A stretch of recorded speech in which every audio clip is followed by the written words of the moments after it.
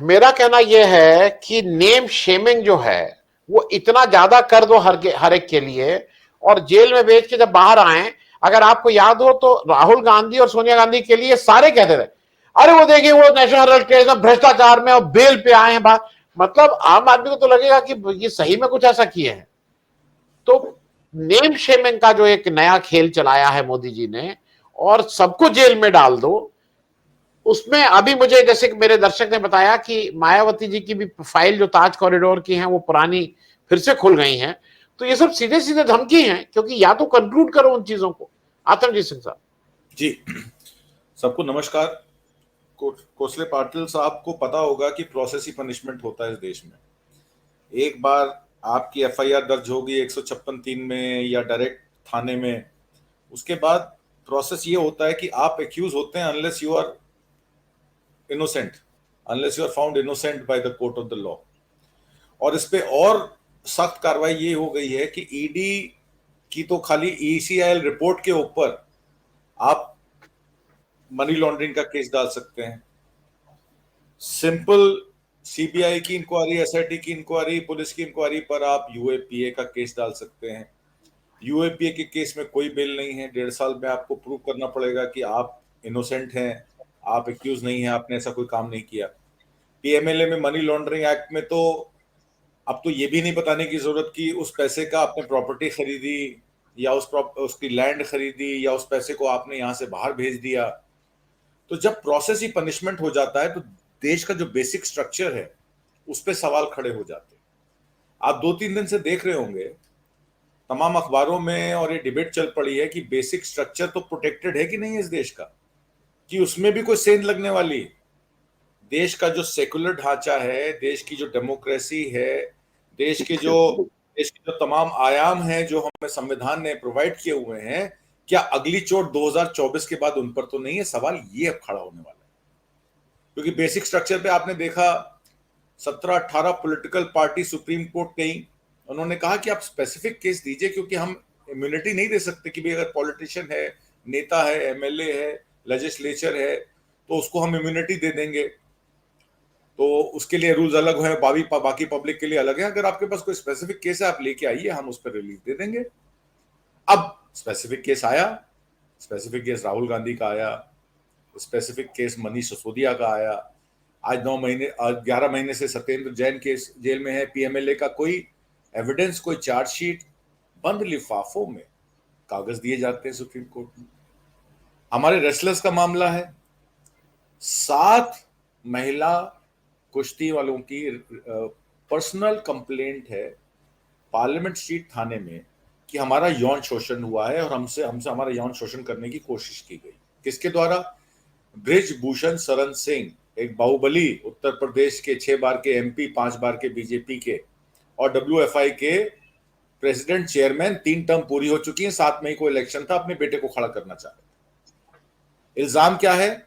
Nirbhaya guidelines बड़ी clear हैं कि अगर एक महिला कंप्लेंट करने थाने पहुंचती है, उसको महिला आईओ दी जाएगी, इन्वेस्टिगेशन ऑफिसर, और तुरंत अरेस्ट है। उसमें अरेस्ट है अनलेस प्रूव हो जाए कि वो आदमी ने ऐसा काम नहीं किया, ये वो वहां पे नहीं था जब मौजूदा उन्होंने स्टेटमेंट दी। स्टेटमेंट पे क्या हुआ? कमेटी बना दी गई। जनवरी में 23 तारीख को ये महिलाएं आई, इन्होंने कहा भाई इस पे हमारे को न्याय चाहिए, हम किसी पॉलिटिकल पार्टी की मदद नहीं लेंगे। वृंदा काराटाई को मना कर दिया गया और पॉलिटिकल लोग गए, उनको कहा हमें आपकी जरूरत नहीं है, हम बीजेपी से लड़ाई खुद लड़ेंगे, अपनी पार्टी गवर्नमेंट से लड़ाई खुद लड़ेंगे। ठीक है, वहां कह दिया गया, स्पोर्ट्स फेडरेशन में बुलाया गया, चाय पिलाई गई, उनको सम्मान दिया गया, हम कमेटी बना देते हैं और 1 महीने में रिपोर्ट दे देंगे, और बृजभूषण शरण सिंह अगर पाए गए दोषी, तुरंत प्रभाव से उनको निष्कासित और जेल। ठीक है, अच्छी बात। 3 महीना हो गया, कुछ नहीं मिला, कोई इंसाफ नहीं मिला।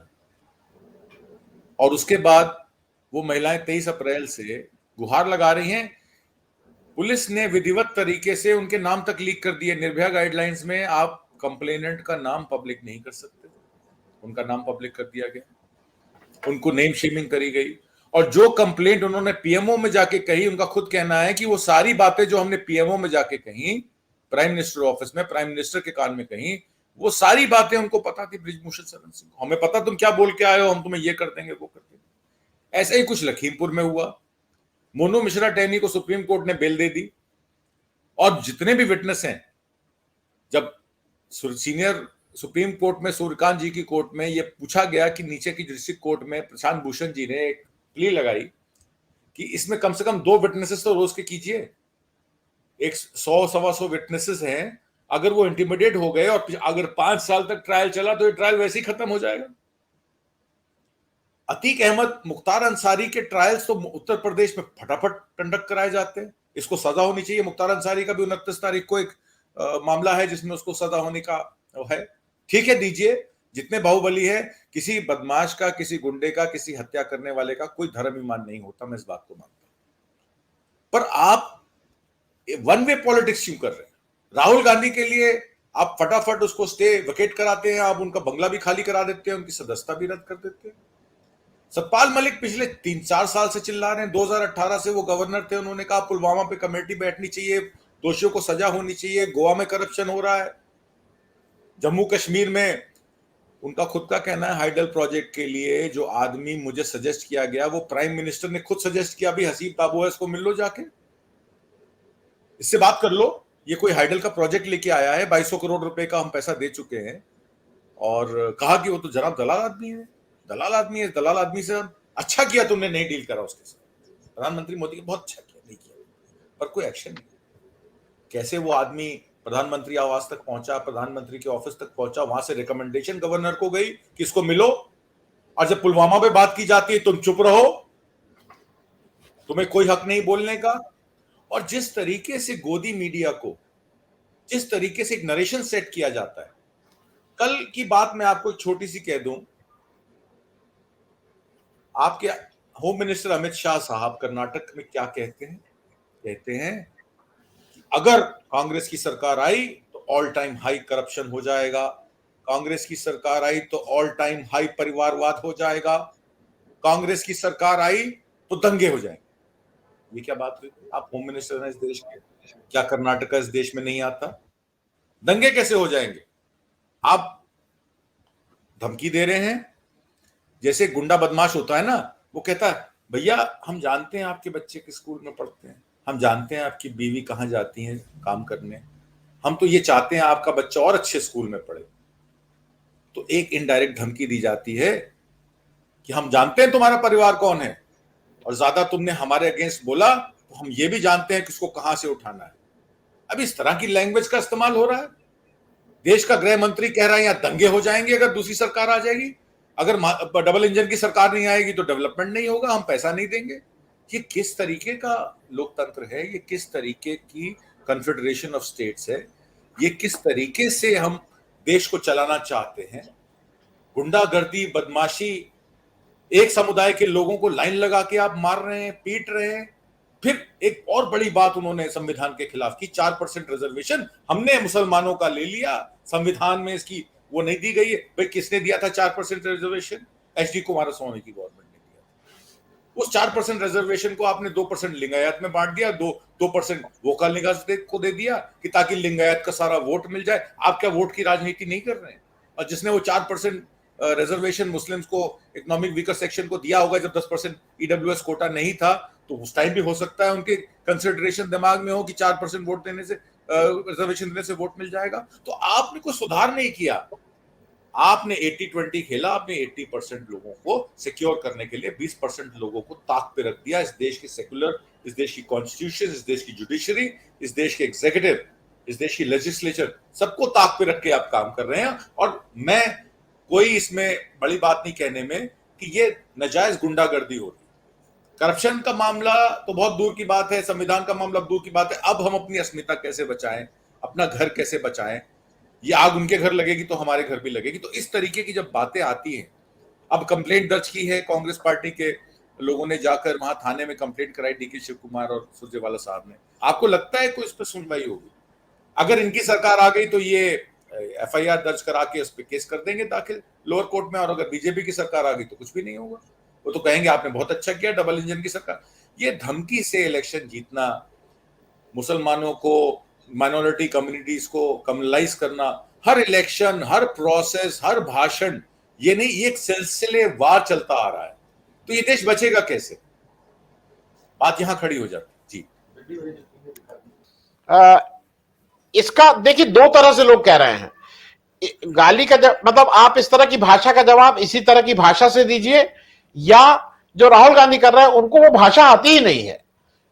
मतलब एक तरफ राहुल गांधी है, वो उनको भाषा ही ये नहीं आती है भाई, वो इस भाषा को नहीं जानते हैं। और ऐसे हम और आप भी हैं। हमसे और आपसे बहुत से लोग कहते हैं कि उनके आगे आपने जी लगाया, उनके आगे साहब लगाया। अरे भाई वो हमें सिखाया गया है, हम वो आप साहब जी ये हम हमारे आदत में है कहने का। तो मैं इस लिहाज से आपसे कह रहा हूं कि ये जो एक नई पॉलिटिक्स इन्होंने सिखाई शुरू की है, क्या आपको लगता है कि देश के लिए आवश्यक है कि जो बाकी विपक्षी पार्टियां हैं वो भी उसका जवाब, जिसको कहते हैं ना ईंट का जवाब पत्थर से दें, जिस तरह से केजरीवाल साहब दे रहे हैं उनका जवाब? देखिए आतंकजीत सिंह दो चीजें हैं, इसमें दो चीजें हैं अनवर्धन जी। पॉलिटिक्स पर्सनल नहीं होती और पर्सनल पॉलिटिक्स नहीं होती। पॉलिटिक्स विचारधारा की होती है। कांग्रेस एक विचारधारा के अंतर्गत पिछले 60-65 साल से सरकारें बनाती आई है, विभिन्न तरह से स्टेटों में भी और सेंटर में भी। बीजेपी ने फुल मेजोरिटी के साथ एक बार अटल बिहारी वाजपेयी के साथ सरकार बनाई और 2 बार सरकार बनाई प्राइम मिनिस्टर मोदी के साथ। अब जब से प्राइम मिनिस्टर मोदी की सरकार आई 2014 से, एक नरेशन बदल गया। नरेशन ये बदल गया, आप प्रधानमंत्री से सवाल नहीं पूछ सकते, आप उनकी सरकार से सवाल नहीं पूछ सकते, आप उनके सरकार के लोगों के खिलाफ कोई बात नहीं कह सकते। कहेंगे तो आपके खिलाफ मानहानि का दावा लगेगा, डेफेमेशन होगा, डेफेमेशन होगा तो आपकी सदस्यता भी जाएगी, आपकी चीजें आपके पास ईडी को भेज दिया जाएगा, सीबीआई को भेज दिया जाएगा, इनकम टैक्स को भेज दिया जाएगा, तमाम तरह से प्रताड़न किया जाएगा और प्रोसेस को इतना पनिशमेंट बना दिया जाएगा। भीमा गोरेगांव का केस आपको पता है 2014-15 से चल रहा है, आज तक उसका कुछ नहीं हुआ। और कितने केसेस मैं आपको गिना दूं जो चल रहे हैं 2014-15 से, जिनका इन्होंने प्रताड़न करना है वो करते करते। अब बात यहां आ जाती है कि ऑपोजिशन क्या करे। खड़गे साहब ने कल एक बयान दिया, उन्होंने प्राइम मिनिस्टर मोदी के खिलाफ बोला भी, लोग जिस तरीके से विष उगल रहे हैं इस तरीके से तो सब जो है विष के उसमें आ जाएंगे तो बचेगा कौन। अब उस पर बात शुरू हो गई, प्रधानमंत्री मोदी जी को सांप कह दिया गया। सांप तो नहीं कहा, उन्होंने कहा विष उगलती है बीजेपी। अब उन्होंने एक क्लैरिफिकेशन भी दिया अपने ट्वीट के जरिए, उन्होंने कहा कि मेरी मंशा किसी एक व्यक्ति विशेष की नहीं थी, मैं तो विचारधारा के खिलाफ हूं और बीजेपी की आइडियोलॉजी जो है वो हमारी आइडियोलॉजी अलग है, बीजेपी की आइडियोलॉजी अलग है और उनकी आइडियोलॉजी के हिसाब से मुझे लगा कि जिस तरीके का विष फैलाया जा रहा है तो अमृत बचेगा नहीं, विषी विष बचेगा और सब उस विष के असर में आके खत्म हो जाएंगे। उस पर टिप्पणी करती हैं स्मृति ईरानी जी, वो ये कहती हैं कि अगर बीजेपी की आइडियोलॉजी के खिलाफ है ऑपोजिशन तो इसका मतलब इंडिया की आइडियोलॉजी के खिलाफ है, और इंडिया की आइडियोलॉजी के खिलाफ है तो वो देशद्रोह है। अब आप ये बताइए कि बीजेपी की आइडियोलॉजी इंडिया की आइडियोलॉजी कब से हो गई? बीजेपी का प्रधानमंत्री इंडिया का प्रधानमंत्री तो बन सकता है, पर वो एक बिल्कुल आप उसको सवाल नहीं पूछ सकते। पीएम केयर में उन्होंने इतना फंड जोड़ा, अच्छा कितनी पब्लिक सेक्टर अंडरटेकिंग से पैसा आया, कितने प्राइवेट सेक्टर से पैसा आया, अपने नाम से प्राइम मिनिस्टर केयर फंड चल रहा है, उस पैसे का निवारण कहां हो रहा है, खर्चा कहां हो रहा है, उसका कुछ मत पूछिए। इलेक्टोरल बॉन्ड में पैसा कौन खर्च कर रहा है, कौन से कॉर्पोरेट इलेक्टोरल बॉन्ड्स खरीदते हैं कि करोड़ रुपए के, उस पर आप सवाल मत करिए। देश में इस तरीके का माहौल बना दिया गया है कि अगर कोई जजमेंट ऑपोजिशन के खिलाफ आती है तो इंडिपेंडेंस ऑफ जुडिशरी और बहुत बढ़िया जजमेंट है, अब आप सवाल करेंगे, कोर्ट्स को भी सवाल करेंगे, लोअर कोर्ट्स को, सेशन कोर्ट्स को, हाई कोर्ट्स को। और जब बात आती है इम्प्रोप्राइटरी की, अब ये जो मामला है रेसलर्स का, उसमें पीटी उषा का बयान आया आज। पीटी उषा ने ये कहा कि इंडियन ओलंपिक कमेटी इस बात का संज्ञान ले रही है कि रेसलर्स वहां जंतर मंतर पे बैठे हैं, उनको वहां नहीं बैठना चाहिए था और हम उनके खिलाफ कार्रवाई करेंगे। और यही सवाल जब आपके अनुराग ठाकुर से पूछा जाता है, वो क्या कहते हैं, हमने तो कमेटी बनाई थी, हम तो उसका पालन कर रहे हैं। एफआईआर दर्ज करने से पहले आपको मैं क्लियर कर दूं, जब इस तरीके के यौन शोषण के मामले आते हैं इसमें कोई कमेटी नहीं बिठाई जाती। ब्रिज भूषण शरण सिंह कोई अकेले आदमी नहीं है जिसपे सेक्सुअल ऑफेंस का कोई पहली बार केस लगा है, बहुत सारे केसेस हैं, उन्हें पहले अरेस्ट किया जाता है, बाद में सवाल पूछा जाता है। तो हर जगह इनकी नीति अलग। अब बीजेपी की आइडियोलॉजी इंडिया की ideology equal to India ideology, तो भाई साहब हम और आप जो बात कर रहे हो तो देशद्रोह है। कल को तो हम पे भी नोटिस आएंगे, हमें भी हथकड़ी लगाएंगे। तो इस नरेशन से कैसे बाहर निकला जाए, सवाल यहां खड़ा हो जाता है और चर्चा उस पर है।